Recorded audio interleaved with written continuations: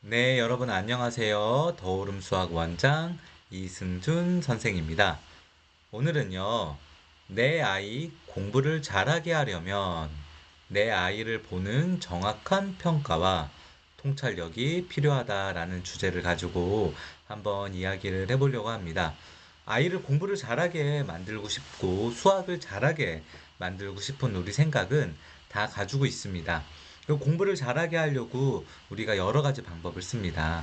가장 쉽게 쓸 수 있는 방법 중에 하나는 학원을 잘 선택하는 것 중에 하나의 방법이 있고요. 뭐 여러 가지 교육 전문가들이 나와서 하는 이야기들을 내 아이에게 잘 접목해서 사용하려고 생각을 잘 하고 있습니다.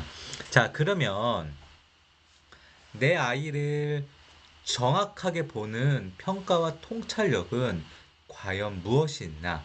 제가 이 영상을 찍으면서 여러 번 언급하고 이야기 드린 적이 있지만 생각보다 우리의 많은 부모님들이 내 아이를 정확하게 평가하고 정확한 관점에서 보는 통찰력이 적다고 저는 생각이 들어요. 가령 한 아이가 수학을 잘 못하는 아이가 있어요.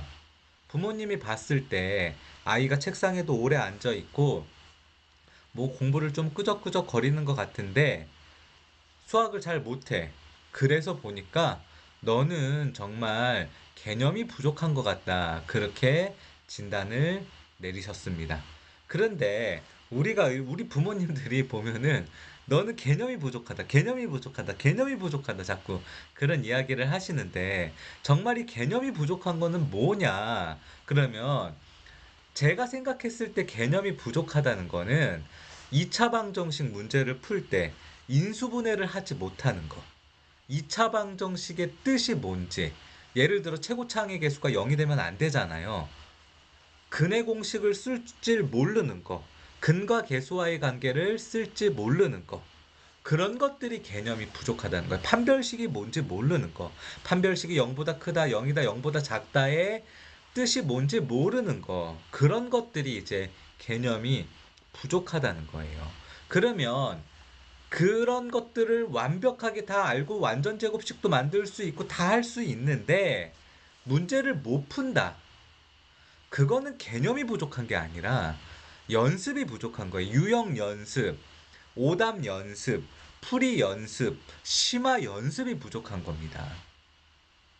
절대적인 공부량이 물론 아이들마다 아이의 성향마다 차이가 있을 수는 있지만 절대적인 공부량이 부족한 거지 개념이 부족한 건 아니에요. 더 많이 해야 된다고 생각하고 접근을 해야지 개념이 부족하다. 오히려 이런 판단에 너 공부 방법이 조금 부족한 것 같다. 집중력이 조금 부족한 것 같다. 뭐 그렇게 판단을 내리셨다면 뭐 반 정도 아니면 50% 이상 맞았다고 이야기할 수 있지만 개념이 부족하다는 그런 판단을 내리시려면 아이가 정말 뭐 영어 같은 경우에서 영어 스펠링 하나하나를 알지 못한다든지 정말 쉬운 단어의 뜻도 이해하지 못한다든지 비동사가 뭔지도 모른다든지 그런 느낌으로 접근을 하셔야지 된다고 생각이 들어요. 자, 그래서요. 그럼 우리가 이제 어떻게 하면 내 아이를 정확하게 보고 내 아이를 잘 판단해서 솔루션을 내려줄 수 있느냐? 남의 아이의 단점이 보이는 내 눈에 내 아이의 단점은 보이지 않는다. 자, 이게 무슨 말이냐면요. 저도 부모예요. 5학년짜리 딸을 둔 부모입니다. 그러면 우리 부모들끼리 모이면 여러 가지 이야기를 해요. 가령 혼내는 부모들끼리 모이면 서로 자기 아이 단속하기 바빠요. 그런데 혼내지 않는 부모랑 모이면 그 부모는 내 아이를 단속하기보다는 남의 아이를 지적하기 바쁩니다. 자, 이런 현상이 왜 일어나냐 하면요. 내 아이의 단점은 밖에서도 보이지만 안에서도 보여요. 그 말은 무슨 말이냐 하면 내 아이의 단점은 나에게 너무 익숙하다는 거예요. 내 아이의 단점이 남들이 봤을 때 보이는 내 아이의 단점이 나에게 익숙하기 때문에 특별히 남들보다 많이 거슬리지 않는다는 거예요. 하지만 남의 아이의 단점은 자주 보는 단점이 아니에요. 그러니까 나에게 굉장히 거슬리는 거죠. 그러면 반대로 생각해 볼 수 있어요. 내가 그 아이의 단점이 거슬리면 남에게 내 아이의 단점도 굉장히 거슬릴 수 있다는 거죠. 그런데 부모님들 중에 이렇게 생각하는 부모님들이 많지 않아요. 나에게 거슬리지 않기 때문에 내 아이의 단점은 없다. 이렇게 단정 지어서 생각하시는 분들이 훨씬 더 많이 있다는 거죠. 이런 부분만 고쳐줘도, 수정을 해줘도 아이에 대한 정말 보는 눈이 확실히 굉장히 많이 넓어집니다. 내 아이는 내가 없는 곳에서 훨씬 더 형편없다.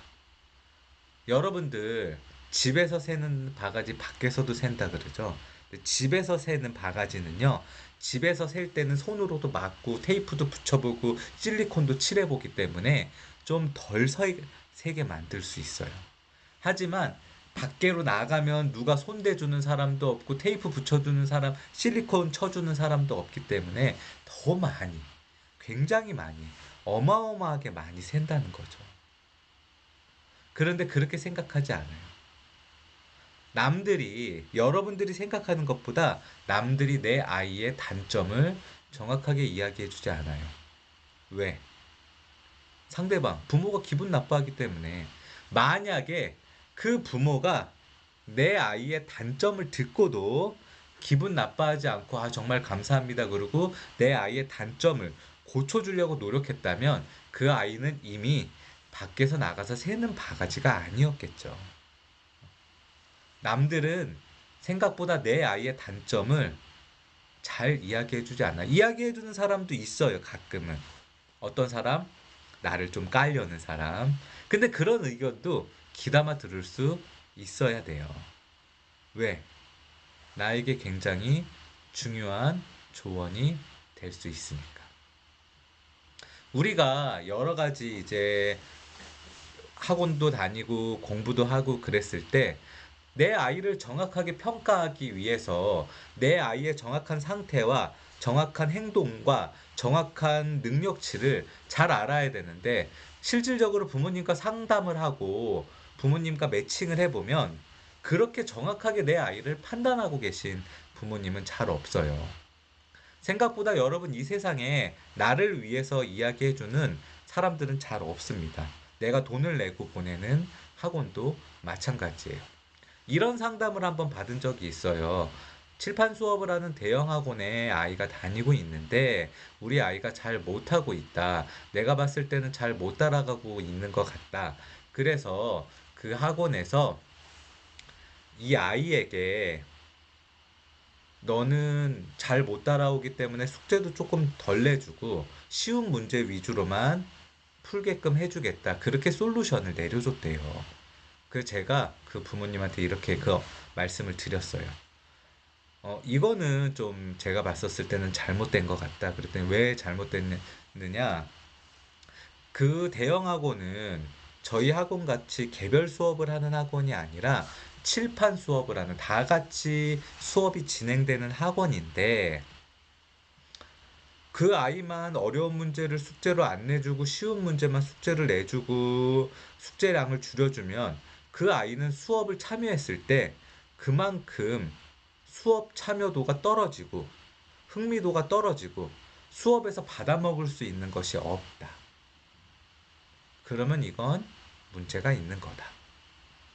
차라리 그 아이를 레벨을 더 낮춰서 더 쉬우고 더 이제 더 아래 레벨로 공부할 수 있는 그런 과정으로 보내준다면 그거는 오히려 해결책이 될 수 있지만, 그렇게 이야기해 주는 거는 해결책이 아니다. 눈 가리고 아웅이다. 아이를 정확하게 파악하지 못한 거라고 제가 상담드린 기억이 납니다. 여러분들, 우리 아이를 내가 스스로 판단하고 스스로 평가하고 스스로 솔루션 내리지 않아서 정확하고 명확한 판단을 내리지 않으면 그 어느 누구도 내 아이에 대한 정확한 판단을 내려줄 수 없습니다. 이 부분에 대해서 우리 부모님들이 명확하게 인식하셔야 된다고 생각이 들어요.